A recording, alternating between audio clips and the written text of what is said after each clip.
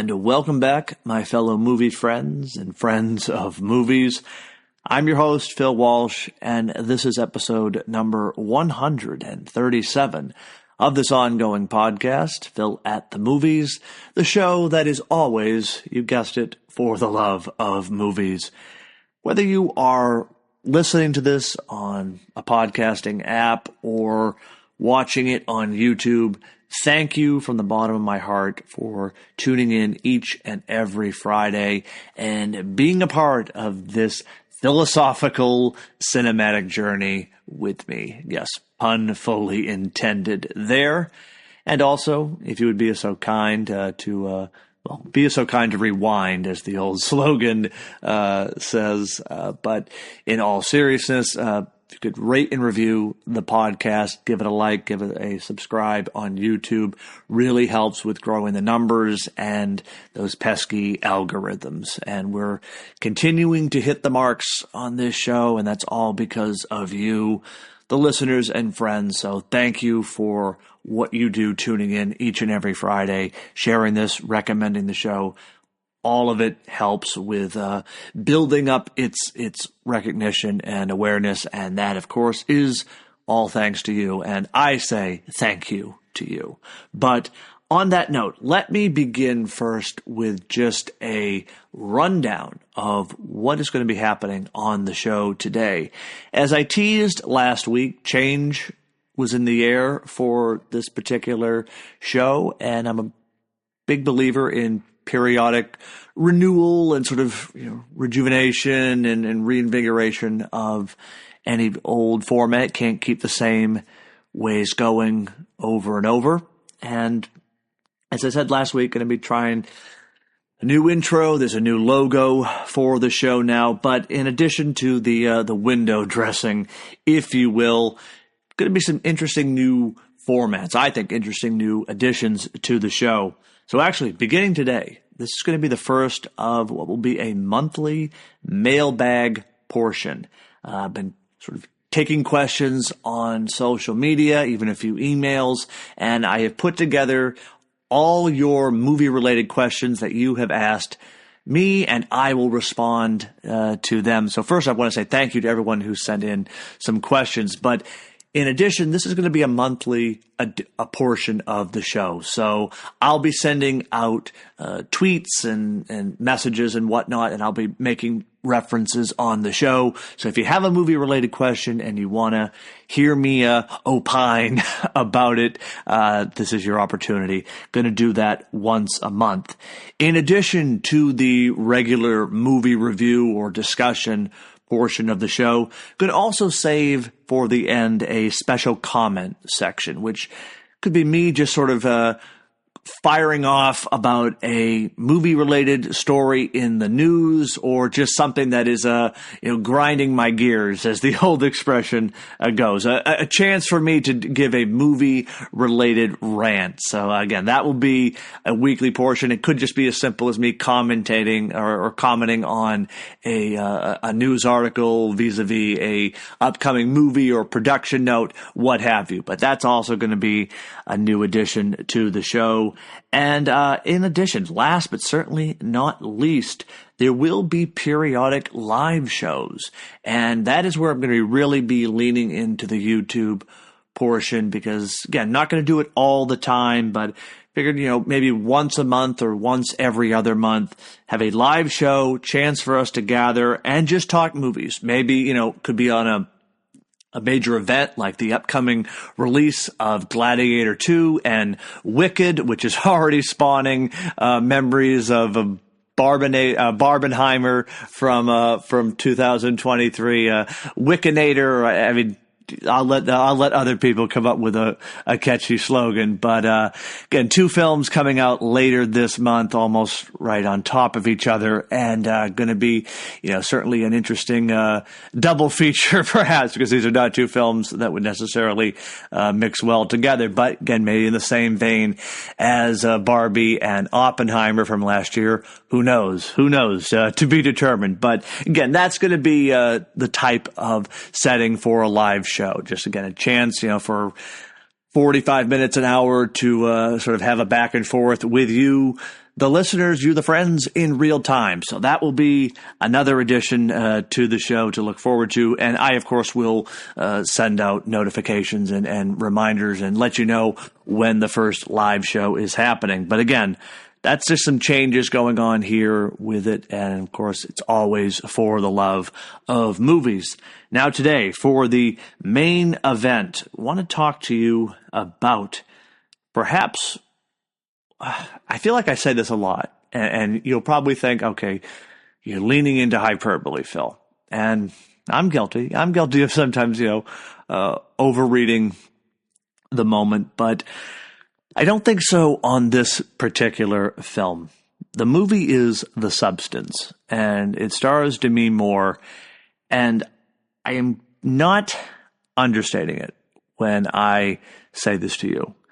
It is one of the most provocative films of the year, and it is already one of my favorite films of the year, in addition to, I believe, one of the best films of the year as well. So we got sort of a triple feature right there. It's provocative, it's already one of my favorites, and I do think it is one of the best made films of the year.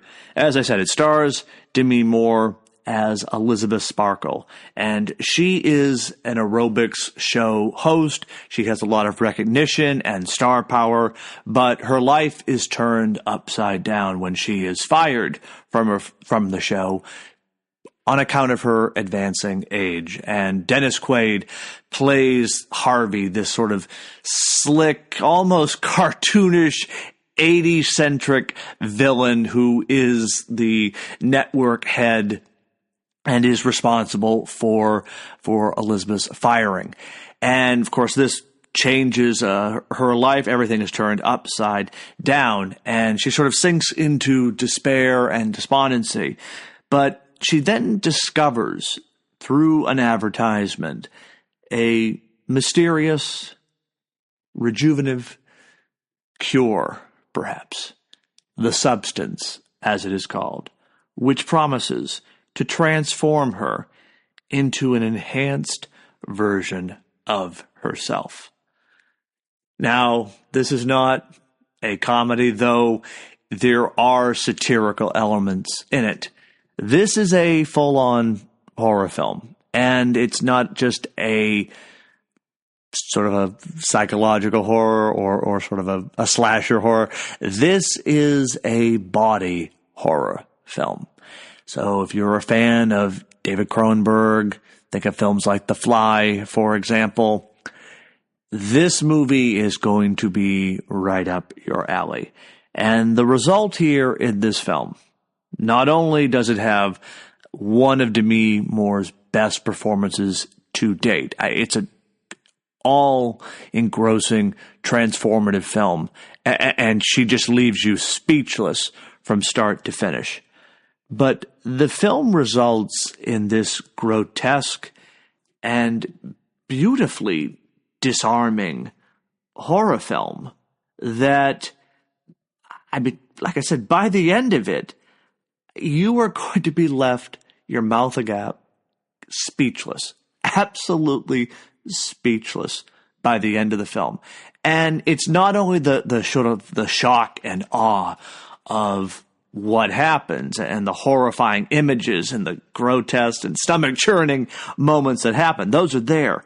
But it's really the weight of the performances. As I said, Demi Moore gives her strongest performance, I think, to date. And it's resulting in this portrait of a woman who is very much sort of ingrained in our own reality. And I think that is what makes it so frightening and true at the same time, because this movie, while it is over the top in a way, it is speaking to larger themes and ideas that we see in our own world day to day.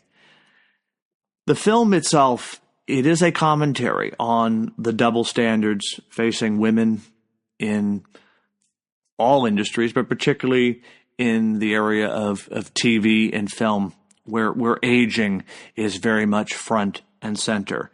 And while the film takes on as I said, sort of a stylized approach to the aesthetic, the real meat of this film, the message, really hits home. It is a film that sort of shines the spotlight on the way in which women are treated in the media, in the spotlight, in the public eye, and sort of that quest to always, look your best and be your best.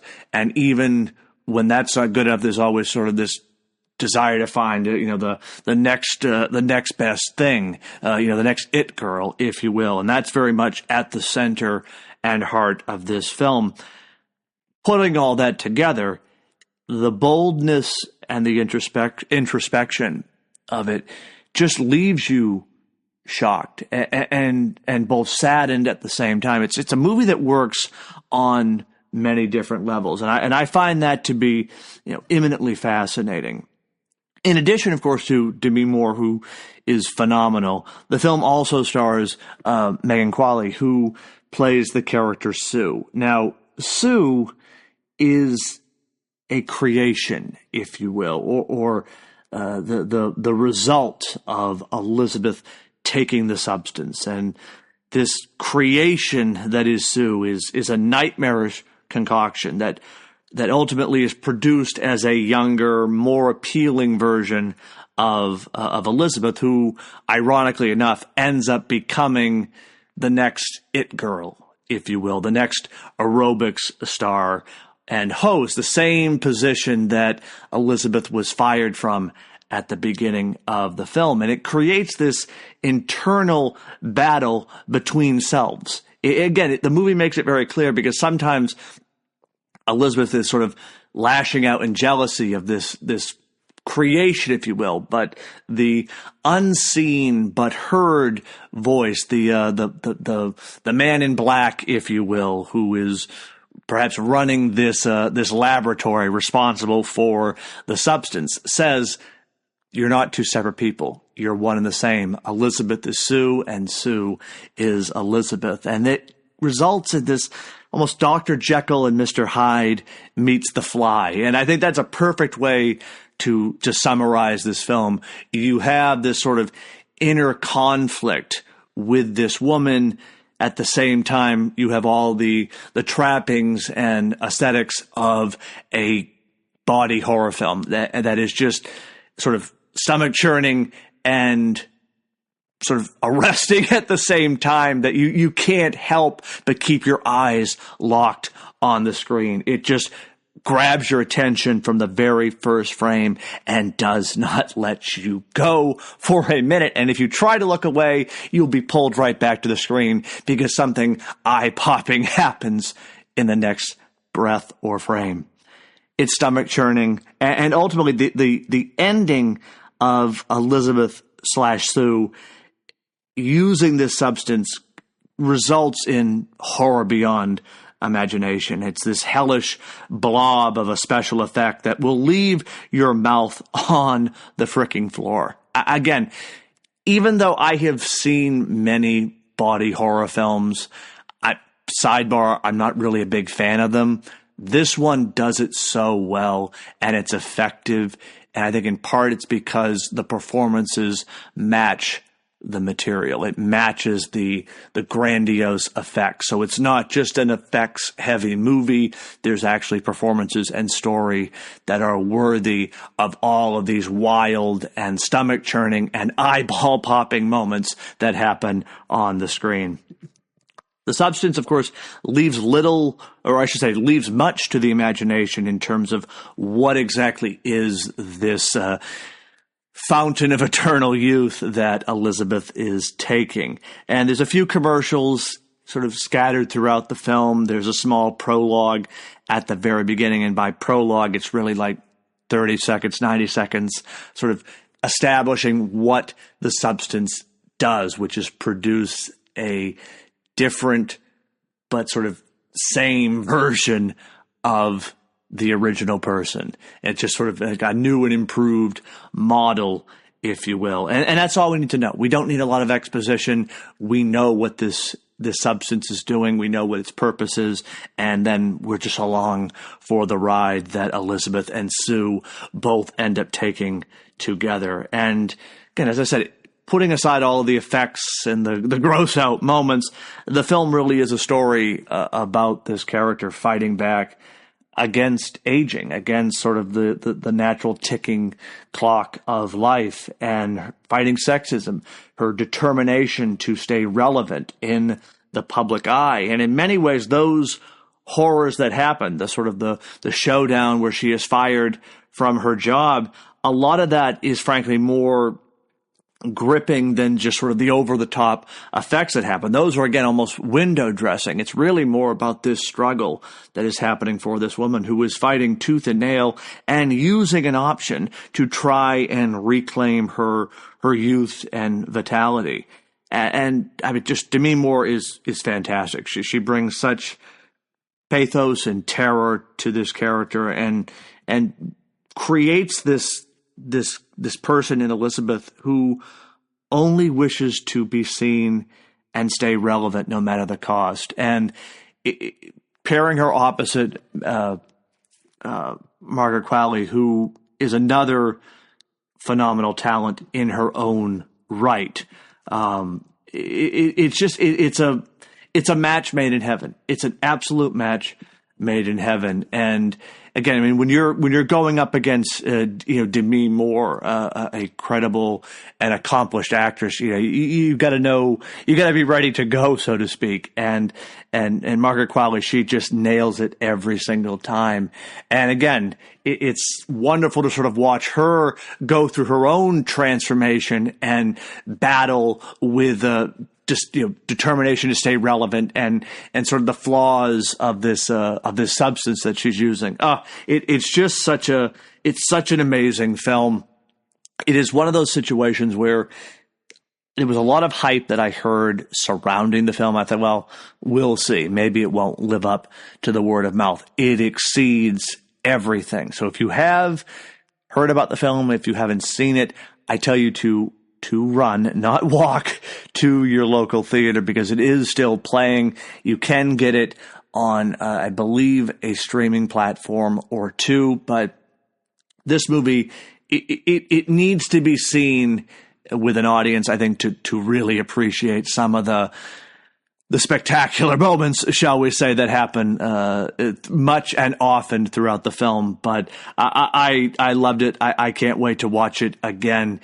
It is easily one of the best films of the year, engrossing as well as gross at the same time. It's just a magnificent marvel of a movie. But I encourage you to go see this film, and I hope you have the same reaction as I did. The movie is The Substance, starring Demi Moore and Margaret Qualley. Go catch it if you can at a theater, because it is still playing and it is resonating with audiences, and it's even generating some Oscar buzz for next year. So again, to be determined, of course, but the film is that good. In fact, I think it's damn excellent. But the movie is The Substance, and I highly recommend it. All right. With that done for now, time to move on to the mailbag portion of today's show. Pulling out all the bells and whistles for this segment. Again, monthly mailbag. Send me your movie-related questions. You can email philwmovies@gmail.com or on Twitter @Phil@the-movies. So there we go. Those are the two options. If you have some questions for next month, I'd be happy to take them and answer them on the show. One of the first ones that I got actually from email was, what movies or movie am I looking forward to the most in November? And I have to say, the movie that I am most excited for, that I'm actually seeing this weekend, is Heretic. And it's starring Hugh Grant. It's a horror film, so right up my alley. And I'll actually be covering it next week on the show. But that one definitely takes the top prize for me this month. Of course, Gladiator 2 later on, as well as Wicked and a few other films as well. But definitely Heretic. That one takes the prize for me. All right, moving on. So this next one was on Twitter, and it comes from Cookie, and she wants to know my favorite final boy in a horror film. Well, I like to keep things in the family. Laurie Strode is my favorite final girl, so that would mean that Dr. Loomis is my favorite final boy. Again, big fan, as you know, of the Halloween series. And while Dr. Loomis is not necessarily the typical stand-in for a final boy, I think his recurring presence in the Halloween series, particularly as the main rival and opponent to Michael Myers, makes him worthy of that title, to say nothing of the fact that you get the great performances by the late, great Donald Pleasance. So thank you for that question, Cookie. But yeah, very easy one for me, Dr. Loomis. Again, any chance I can talk about Halloween, it's a good thing. It's always Halloween here on this show as far as I'm concerned. All right. Next one's a two-part question from Chris. This is also was on Twitter. When are you doing a review of Howard the Duck? Well, I will tell you right now, Chris, that'll be next year. Howard the Duck, that is such an interesting film, and well, I'll just leave it at that. I'll leave it at that. We'll have more to say in the near future, but I promise you next year. Second question from Chris. If you could only watch one genre of film for the rest of your life, what would it be? Again, keeping it very simple today, guys. It's horror. Horror is my favorite genre, bar none. There are so many layers and facets to the genre. You can have a comedic horror film. You can have a psychological horror film. You can have a satirical. You can have a slasher horror film. I love it. Again, you could have a film like Jaws, which, yes, I consider to be a horror film, to a film like The Blair Witch Project. It is such a wide-ranging genre, and it's always staying relevant. I have well, I'll say it right now. There was an article that I read last week, or maybe it was the week before, and I'm not even going to dignify it by sharing it in the show notes because I don't think it's worth even mentioning. But the writer essentially posits that horror fatigue is happening, and eventually the genre will wear itself out, a la superhero films, westerns, etc. And I'm here to call bull on that. Horror is everlasting. Horror is always reinventing. Horror is always fresh. There is no such thing as horror fatigue because, fun fact, horror has been with cinema since the very beginning, and it's one of the few genres that always pops up. It never goes away. There may be peaks and valleys with particular subgenres like slashers, for example, or ghost stories or zombie films, but horror as a mainstay genre is part of cinema. And I think so long as people like being entertained, as they like being scared, I don't see the genre ever going away. Sorry for that little sidebar, but that question really set me off in the best possible way. But no, thank you, Chris, for that. Those two great questions. And yes, I promise, Howard the Duck is happening sooner rather than later. All right, next one, again from Twitter, comes from Emmett. Favorite one-liner in a movie, and again, really keeping things familiar with you guys today. I'm an open book in some sense. The line from the Joker in The Dark Knight, "It's a funny world we live in." I always am using that line. I'm using memes and GIFs all the time. It's a line that it works in the context of the movie and the scene, but it has so much to say writ large in our real world. I feel I am always falling back on that line and just saying to any type of situation, it's a funny world we live in, and that is very true. More so than not, but thank you for that question, Emmett. All right, the next one, this is from Jay. What biopic would I like to see made, and who would I have as a cast and director? That is such an interesting one because, I did not know that I needed an Oppenheimer biopic in my life, but yet I got one. I'm almost hard pressed to say like if there's a singular figure necessarily. I tell you what I would like to see, and I think just because it would be a fascinating movie. There is a wonderful book written by the screenwriter Carl Gottlieb. It is called The Jaws Log, and it is an account of the filming and making of the movie Jaws during the spring, summer, and fall of 1974 on the island of Martha's Vineyard. And I think that would be a fascinating movie or story to be translated into a movie. Frankly, again, this is really wishful thinking here, but if I had my way, if I could wave a magic wand, I think Steven Spielberg directing it. I would cast Gabriel LaBelle, of course, famous for both The Fabelmans, which was directed by Spielberg, and more recently for playing Lorne Michaels in the Saturday Night Live movie. I would cast LaBelle as a young Steven Spielberg. And again, I think just all of the dynamics that were at play with the making of that movie, I think could be really fascinating. Again, from the shark not working to the on-set antics and brawls between Richard Dreyfuss and Robert Shaw, I think it would be a legendary movie. And they've sort of done it a little bit with an off-Broadway play called The Shark Is Not Working. And so I think there's definitely an element to it, but I would take the Jaws log and I would adapt that into a movie. I think it would be really fascinating, and you could actually do it, in a way as sort of a movie about a young Steven Spielberg.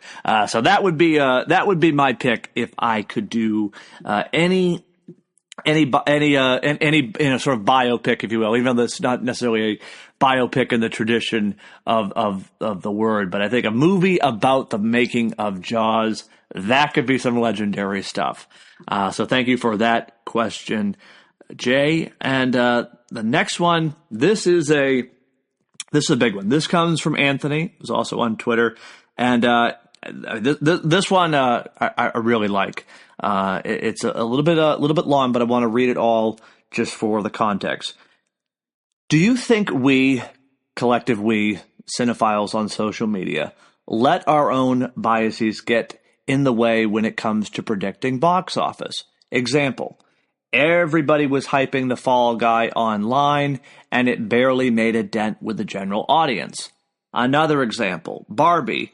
No one online thought it would be a hit as huge as it did, despite early ticket sales and reviews. Third example, Gladiator 2. I know that the story has yet to be written, but social media seems to be excited, but advance sales have been nothing compared to Wicked, which is sandwiched between.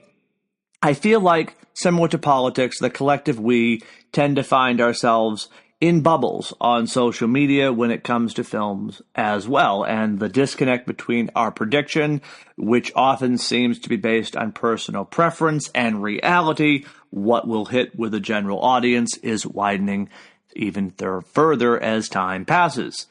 I feel the same could be said about how we make predictions when it comes to awards seasons. So a lot to unpack there. And again, thank you, Anthony, for the question. So yeah, I think we do. There is this tendency for people on social media, on Twitter, if you will, film Twitter, as it's often referred to sort of create your own narrative and sort of belief that, well, this movie is going to hit because we're all talking about it in our little circle. And sometimes it happens. Sometimes a movie connects. Sometimes a movie hits and it takes off like a rocket ship. But a lot of times, sort of when you expect a movie to be a hit, when you sort of are willing it to be a hit, it doesn't always. And so I think there is this tendency to sort of like immediately say, well, this film is going to be X. Again, the Gladiator 2 reference is perfect because this is now a sequel to a 20-plus-year-old film, which is a great film. It's a wonderful film. But the question is, will the audience be there for it? And I think with that one, there probably will be an audience for it because it is one of those movies that kind of cuts across demographics, if you will. It's definitely a big event-style movie. And I could see it resonating particularly with older audiences and fans, of course, of the original.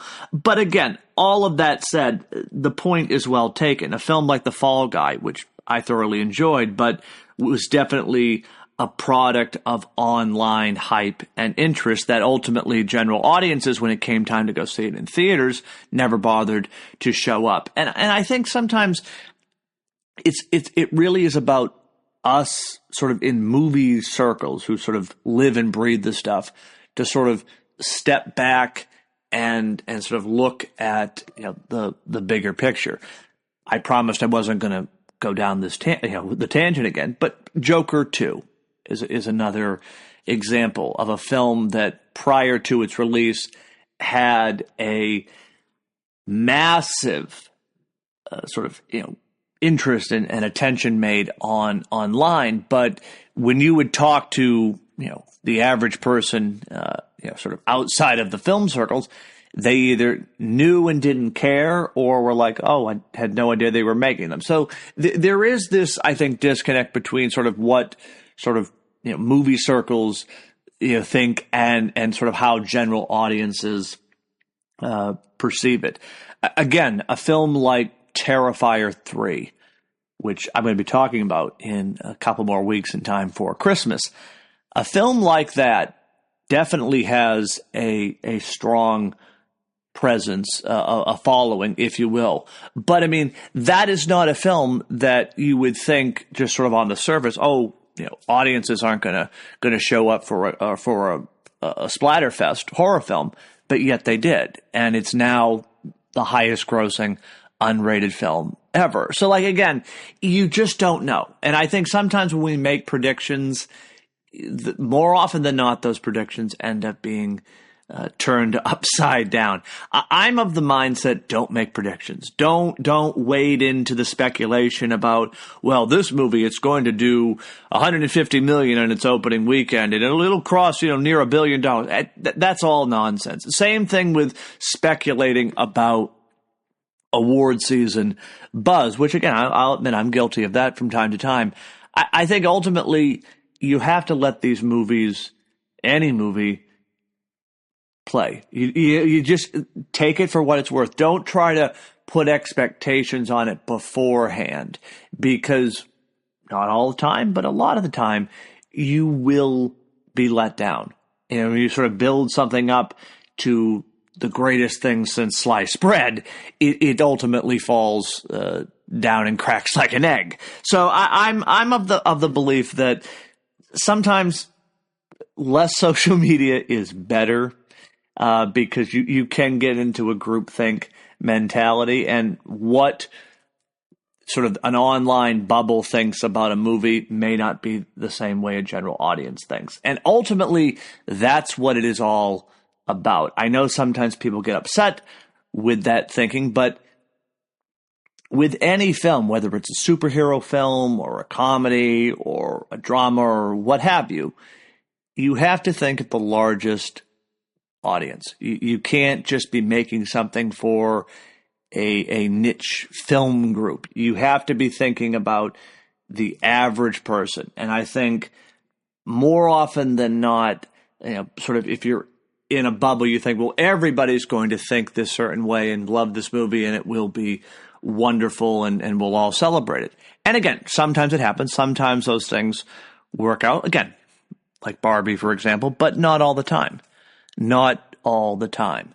And so I think it's more important to just sort of take a step back and just sort of appreciate the movie for itself. Let it rise or fall on its own merits, not sort of the pressures of social media, and well, it must be a hit because I'm willing it into existence. I don't think that's a healthy way to be dealing or working with art. Ultimately, art is about a visceral reaction, and when you sort of try to quantify it and put it in this like a numbers game, it's self-defeating. So I hope that answers that question, Anthony. That was a real good one. So thank you for that. And thank you to everybody who sent in your movie-related questions. This will, of course, be a monthly portion of the show. Again, you can send an email to philwmovies@gmail.com, or you can DM me on Twitter at phil@themovies. So there we go. That takes care of that. More next month. And that brings me to the last portion of today's show. And again, thank you all for sticking with it. This has been a little bit of a longer one, coming in on 36 minutes, but promise won't always be me being this long-winded. But lastly, wanted to get to the special comment section of the show. This is just a few articles and news items that popped up in my news feed last week, and I wanted to share some thoughts on them. Number one, the great director Quentin Tarantino is both praising Joker Folie à Deux and is also refusing to watch Dune and Dune Part 2, stating that he prefers the David Lynch version from the 1980s. Quentin Tarantino has been certainly coming out with a lot of interesting movie takes lately. Certainly, again, praising Joker Folie à Deux as this subversive masterpiece that is a giant middle finger to the audience and fans of the original film, and sort of saying that he doesn't need to see Dune and Dune Part 2 because he doesn't need remakes. And I'm paraphrasing there, and I just would say, you know what? Okay. You do you, Quentin. That's fine.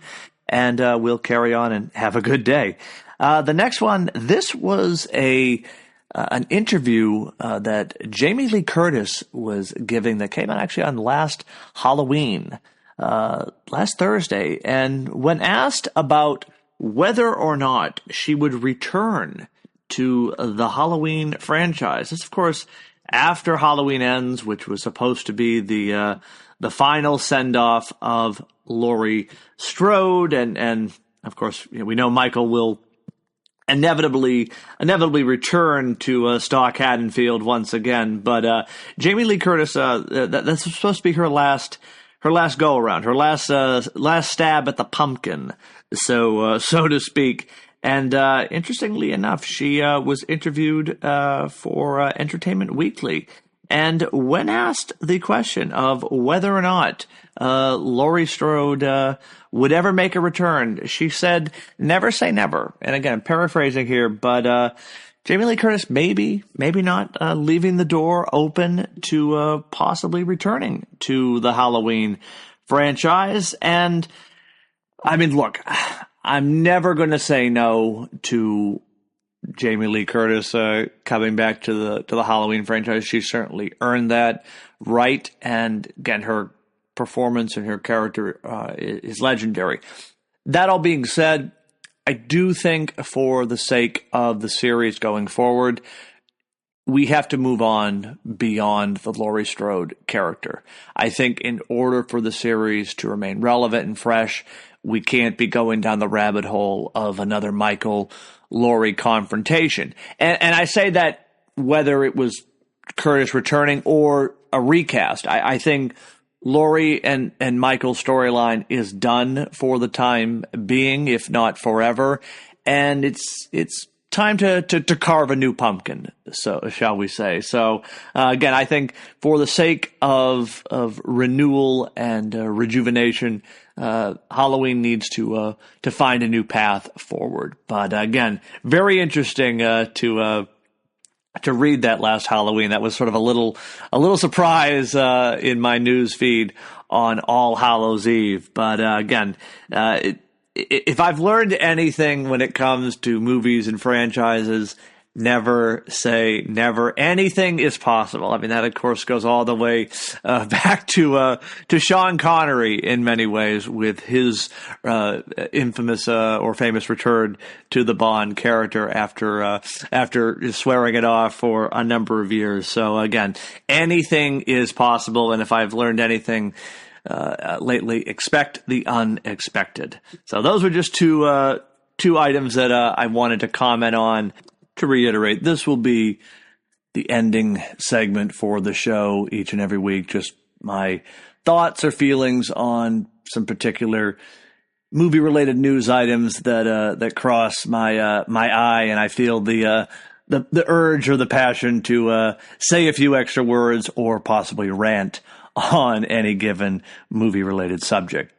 Finally, before I close, I wanted to just share with you some words that really stuck with me.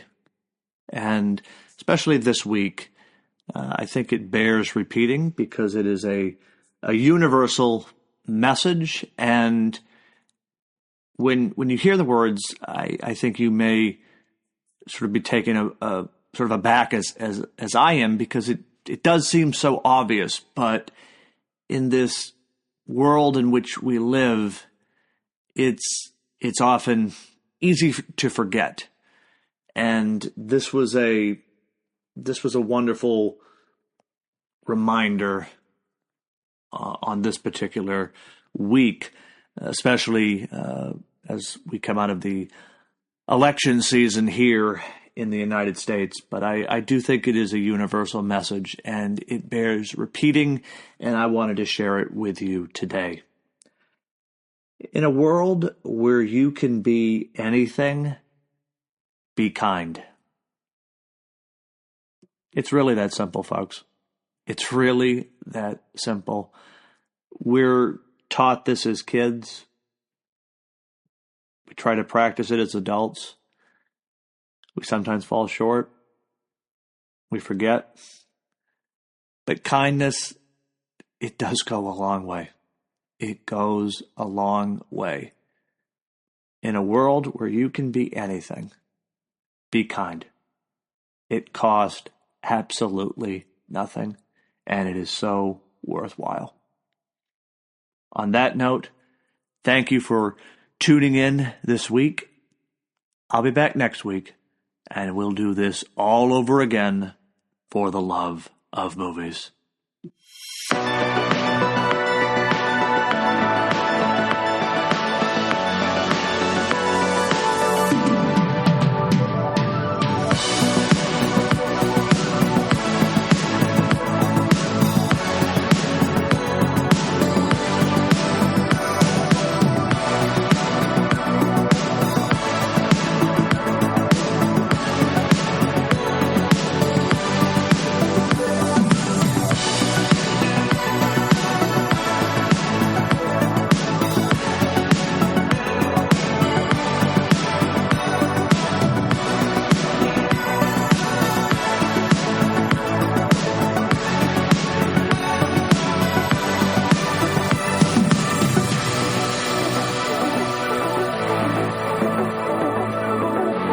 All copyright material used or referenced in this show belong to the rightful owners and is made possible by the Fair Use Act.